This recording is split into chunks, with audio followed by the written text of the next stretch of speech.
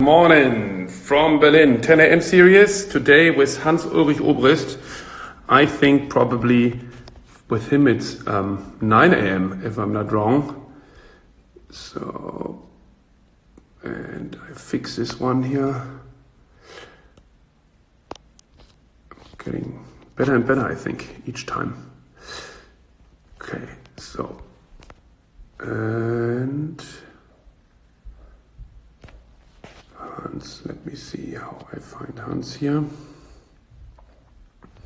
I hope you all had a good weekend. And as we do get more and more used to the situation,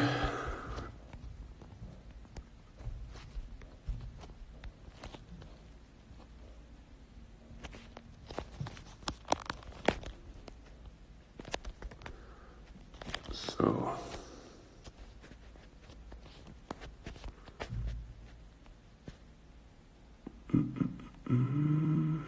can you hear me okay? Good.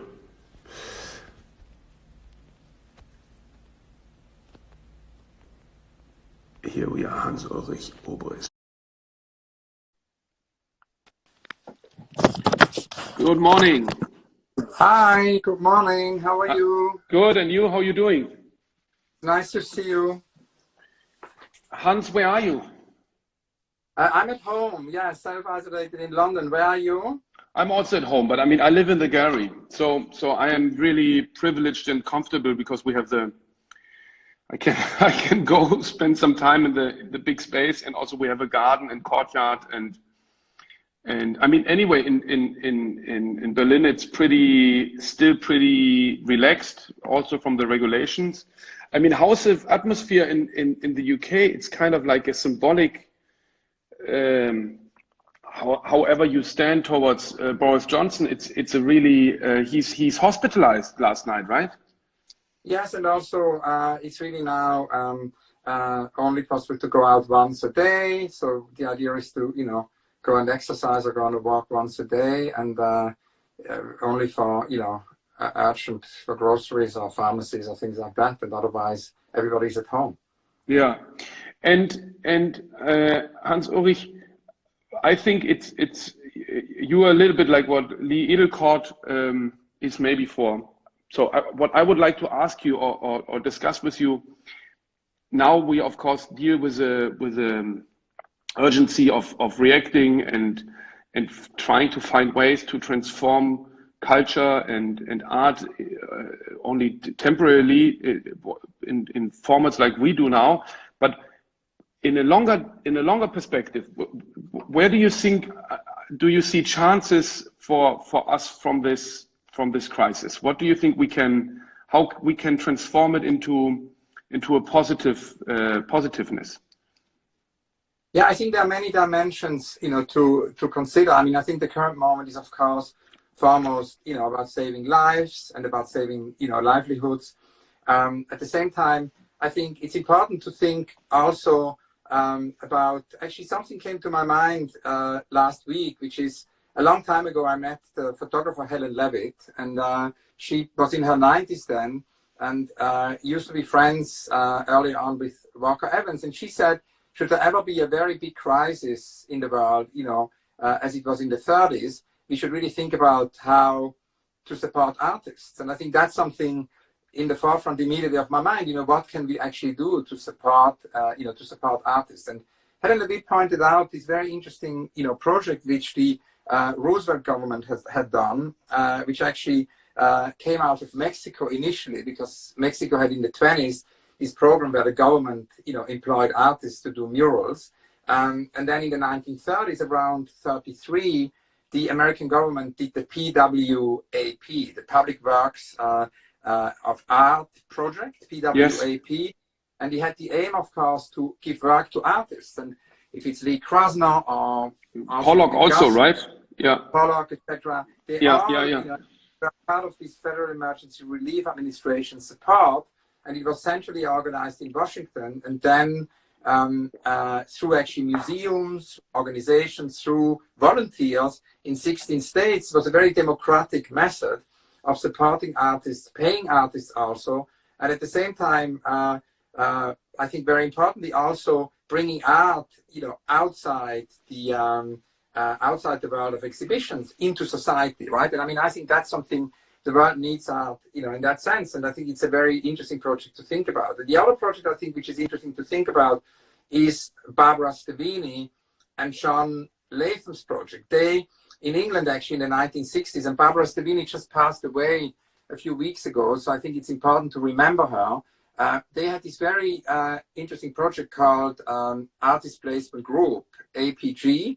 And as part of this artist placement group, they basically said that every company, every corporation, every government should have an artist in residence, should have an artist. And so if you think that basically that would become implemented, it will create a lot of, a lot of very concrete possibilities for artists to work. So I thought about these two kind of historic predecessors. And it's of course not possible to kind of adapt them, because also today it's a very different moment, so they would have to be done differently. We spoke last night with Stefano Boeri about this. It would also have to be transnationally arranged. I think we need to think about such support structures which can go beyond the boundaries of the nation, because so far, everything has been, of course, that's the first reaction. It's connected to nations. But I think in the longer run, we need to think about transnational politics, about transnational, solutions. Yeah, which I think is kind of a little saddening to see how not working the European Union is in this capacity, that everybody is like focusing on their own issues first, maybe understandably. But it also shows me that how privileged we are here in Berlin, because we have this amazing program here that every artist gets a support, immediate support, if in trouble, of 5,000 euro with not much of due diligence and questions asked. So that's really, but it also, I mean, having three world leaders on the top of their countries, which three of them are not Democrats and not so much driven towards the arts and culture, of course, is then on the other hand quite depressive. So I don't think that we can rely so much on having a governmental solution. I think we have to take it in our own hands, so to speak, from the cultural world. What do you think each individual can do to I don't know, embrace the problems and turn them into a positive side? Yeah, I think it's an interesting question. Yeah, because in a way it goes from the micro to the macro, and I mean, one of the first things actually which I noticed when first of all China and then also Italy were in lockdown is that a lot of people actually started to tweet and also on WeChat and on Instagram kind of post about Do It. So the question, what can we do, kind of goes back to Do It. And Do It is a project which we started in the 90s with Christian Boltanski and Bertrand Labier, and we basically were inspired by Yoko Ono, by Alison Knowles, by this idea of instruction art, that artists would give instruction and then people can interpret them, in many different ways. The project has been traveling for more than 27 years now, and it's there have been hundreds of incarnations of it. And can you maybe, because I think it's very known, but maybe the basic idea of it, because it's very beautiful, maybe you can explain it for those who don't know it. Yeah, of course. So the idea was that we ask artists to write an instruction, and then, art museums, art schools, it's also part of the curriculum now of schools. Actually, in New York City, it became part of the curriculum of many schools, but also people at home, can just do it. So it's kind of an open source project.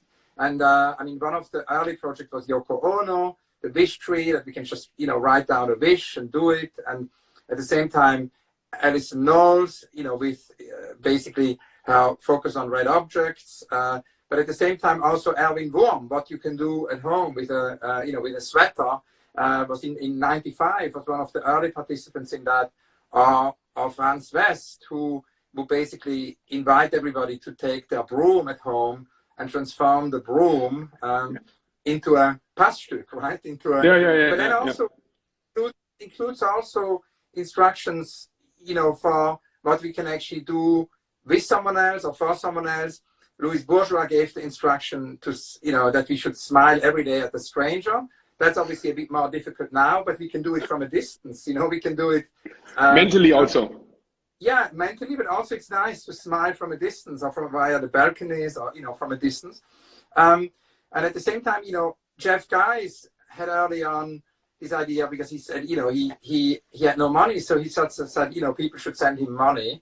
And we should actually think about what we can do for someone else. And I think that's something very relevant now, because I think, you know, when every day there is something we can do for someone else in this very difficult climate, that's already a step. So that would be what we can do in the microwave. But to answer your question fully, then of course, there is also the next level, which is what we can do, you know, institutionally.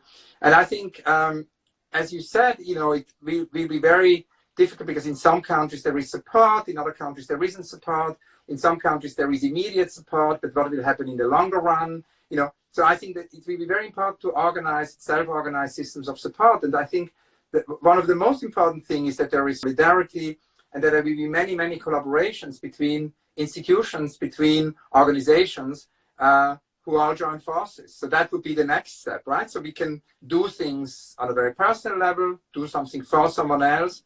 Then we can do a lot, I think, by connecting all the institutions, all the organizations, all the spaces. And not only within the art world, I think it's important also outside the art world, you know, that we can sort of create new junctions or new alliances. I mean, it's a very beautiful book by Isabel Stengers and Ilya Prigozhin about new alliances, you know, how we can in such a climate foster new solidarity and new forms of being together and of collaborating. But to finish on Do It, we now started it also with a few recent instructions. So Tokwaze Dyson, yesterday, I mean, I started to post them also on my Instagram, wrote a new instruction inviting everyone to do 99-second drawings. So it's a 99-second drawing project.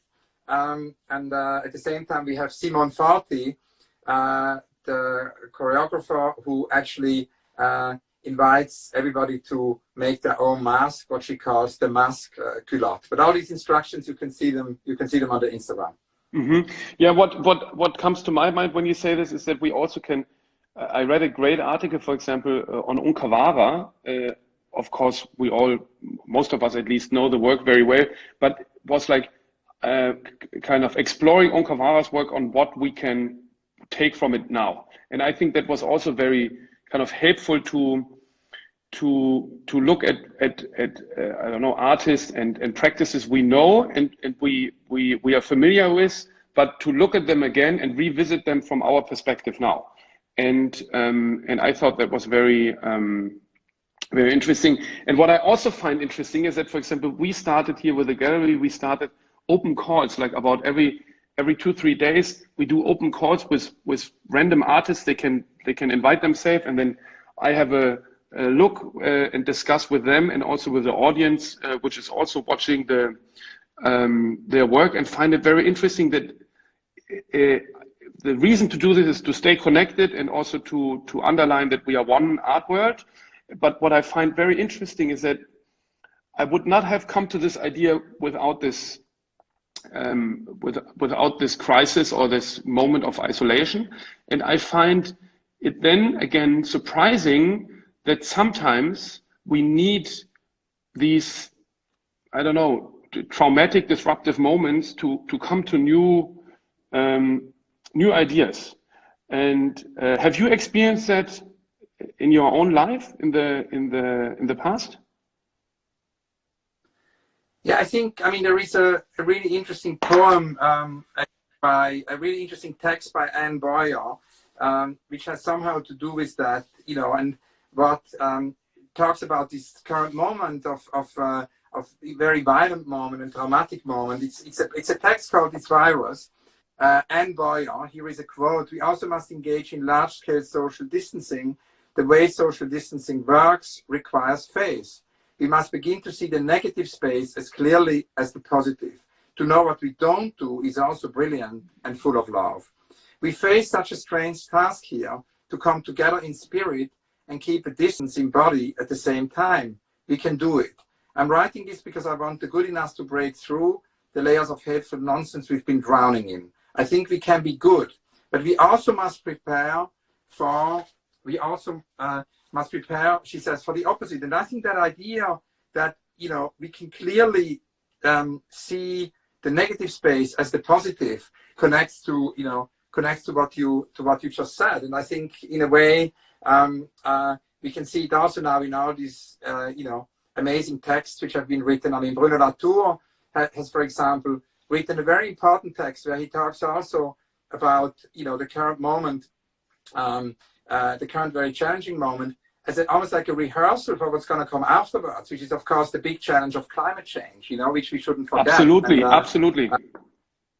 And that's something which is very much what we also, doing at the Serpentine. I mean, for us, the work continues, and we invited for our 50th year 50 artists to do a campaign, an environmental, campaign, and these campaigns, of course, for the moment manifest themselves digitally, and it will be an evolutive project which will, continue throughout the year. So it's called Back to Earth, and it's basically amplified, through these artist campaigns, where we hope that, with these art campaigns, we can produce reality. And it has to do, I think, with learning from artists. I liked a lot what you said before about Onkawara, how we all of a sudden can revisit Onkawara. I had the same thing, this week. I looked again at all the letters Maria Lasnik had sent me over the years. And these were very long handwritten letters, which we make into a book. And basically, it's something which I suddenly realized we had lost, because this idea that one would sit for hours and write a letter to someone. So maybe we can also, learn that. And I think the same thing is true actually for the environmental, situation, where there is so much, we can learn from artists. If you think about Gianfranco Baruchello, and his amazing agricultural project, that's more relevant now than ever. He's in his 90s. You want to quickly explain that? Yeah, so Gianfranco Baruchello, he's actually the reason why I became a vegetarian last year, because of his work. I stopped eating meat, and he has created a very extraordinary kind of parallel reality to his work, where he actually created, a farm. He created an agricultural association. A similar thing happened actually with Avital Geva, who created a greenhouse. So I think these are all interesting projects to revisit now, and it can be toolboxes for the current moment.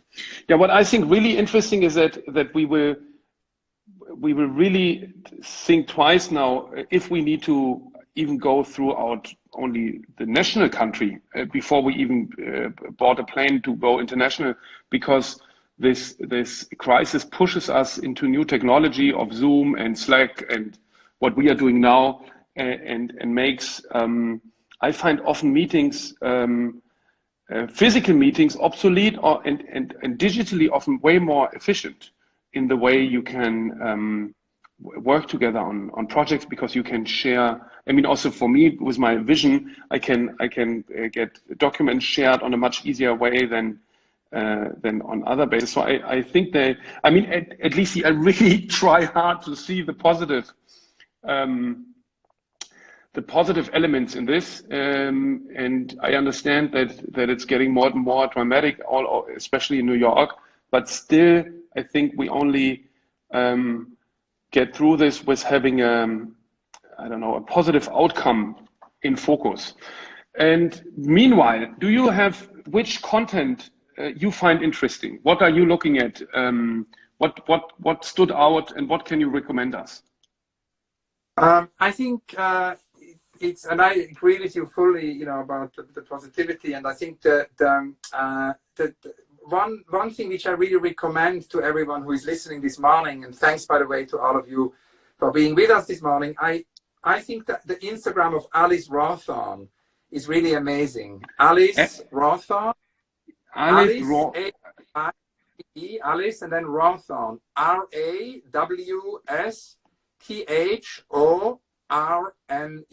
Alice Rawthorne. I will also post this after again. Yeah. Yeah. I don't know it.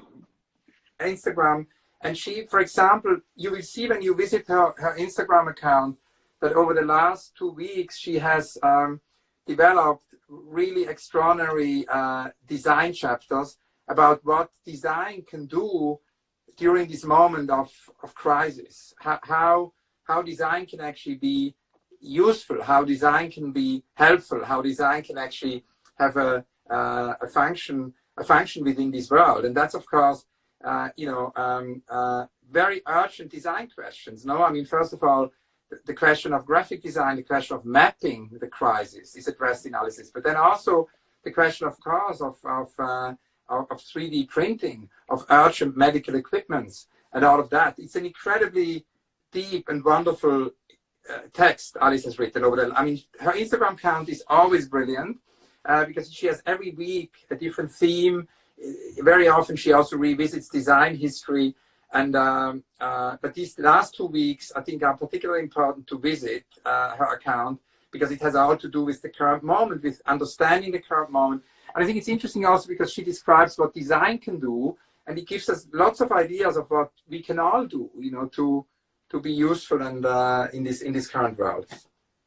And then maybe I'm gonna take some questions here. But there are many more. There are more in towns. I mean, and of course also there is. Oh, please, tell us more. Tell us more.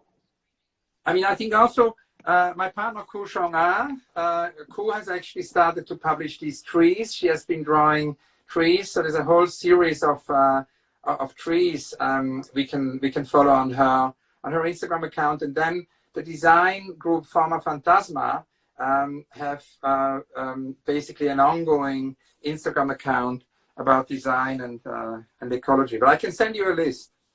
Please, yeah, that would be nice. And then we share it. And then I take some question here. Is what do you think about the digitalization in art industry? It's a bit vague, but maybe I'm sure you. Yeah, so I mean, we have at the Serpentine, and that's of course also what we now are gonna show over the next couple of weeks online. We have with Ben Vickers, our Chief Technology Officer, have developed a whole program of digital commissions. And that's already 2 years you do that, right? It's quite a while you do it. 2-3 years. Yeah, for 2 years. And we decided with Bettina Korek and I and the teams that we're now gonna, not only focus on back to Earth and do it, but also kind of revisit all these digital commissions which happen in exhibitions and make them accessible from home. And it includes, of course, works with augmented reality. We worked with Jakob Knut-Steensen, who developed a live animation of a forest. We worked with Ian Cheng on Bob, Bag of Belief, which is the first artwork we worked with, which has a central nervous system. We worked also on earlier kind of commissions on our website with Cecil B. Evans, who put this character Agnes, who always lives with us in the Serpentine website. We worked with Jenna Sutela, who is actually Berlin-based, Finnish artist who is based in Berlin. And Jenna Sutela has developed a digital commission, which we're now making accessible, actually to be accessed from home. And so that whole archive of our digital commissions, plays a big role. But I do think that it's important that not everything happens on the screen, which is also why I feel this idea of do it, of instructions, which gets us away from the screen, is important. That's true, yeah. Here, there's an often question which is interesting. I really try to involve like the audience, and that's usually a question asked for other artists, more established artists. But Hans, what is your advice for young artists? Advice for young artists, like I guess in this I don't know if it meant in regard to career. I usually always would suggest that it's most important to find your own core practice. That's for and foremost, and after this you can think of other things, but that would be my advice. But what's your advice?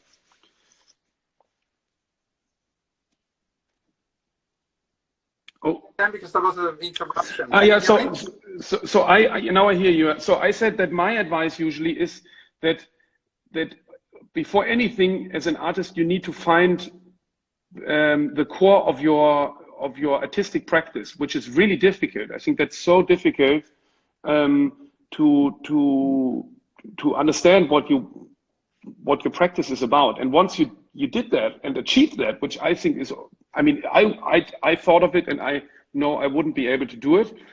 But once you achieve that, then you need to think of strategy of communication. But I don't know what comes to your mind when you hear that question. No, that's definitely, an important aspect. And then, to find to find one's path and then stick to it, to stick to the path. At the same time, I think it's very important to have mentors. I mean, I always felt the idea of, for example, for me, I had mentors in my life from whom I learned everything. First of all, artists, Fischli Weiss and were my mentors when I grew up in Switzerland. And then I had mentors as museum directors. Your father Casper was my mentor, and of course, Suzanne Paget. Maybe that's a good small disclaimer that Hans, we were like for a moment I was like half brothers when you were 20. We grew up together. I also remember, Johann, that in the apartment in Frankfurt, there were all these JKs all over the apartment because you were somehow fascinated by the fact that your initials were the same as John Knight. You created JKs out of wood, JK out of polyurethane, JK out of cardboard. I don't know what John Knight thought about it. But so he was pretty shocked. He was pretty shocked.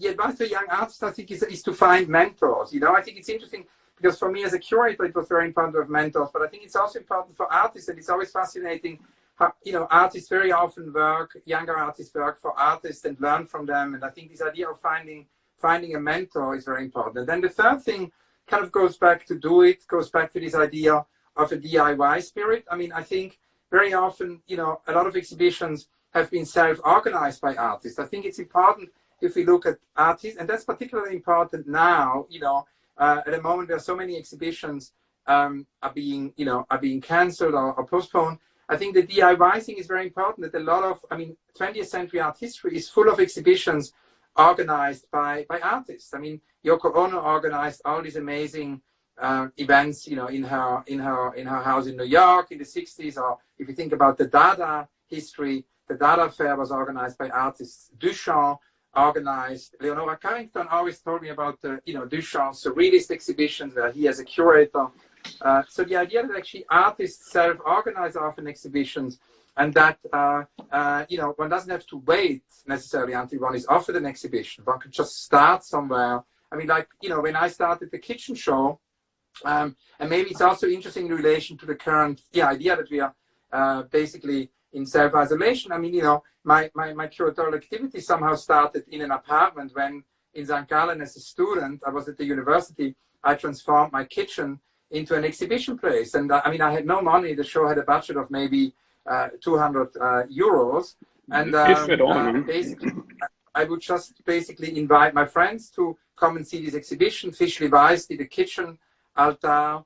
Boltanski projected a candle somewhere. Frédéric Brully-Boabre sent drawings from Abidjan. And then I sent out a little invitation card, and 29 people came over 3 months. So it wasn't many people. But this was, for example, for sure it was related also to Harald Seemann's practice. You were looking at this as well, no? Yeah, definitely. Yeah. The idea of the exhibition of the grandfather. Yeah, definitely. Yeah. So I think also very important is to be informed and then once you know what's happening, maybe then just do it. I'm always mainly impressed by artists who just do it and just produce and experiment and take the risk of trying to articulate the language and creating and don't wait for an invitation to create something. Yeah, exactly. And then the other thing maybe it's a false advice also is to basically very often, inspiration can come from where we expect it least. And I think it's important to look also at other fields, at other disciplines, to not only, look at art, but to kind of be open for other inspirations, because very often, it can come from science, it can come from literature, it can come from poetry, it can come from music. Yeah. So to go beyond the fear of pooling knowledge. So my advice would be to kind of try to pool knowledge. Yeah. And I think that look out into other disciplines is very good. Could be even sport or anything possible. Yeah. Hans, thank you so much. Politics. At least for me, this gives me a lot of energy for the week. And stay healthy and safety and wash your hands, of course.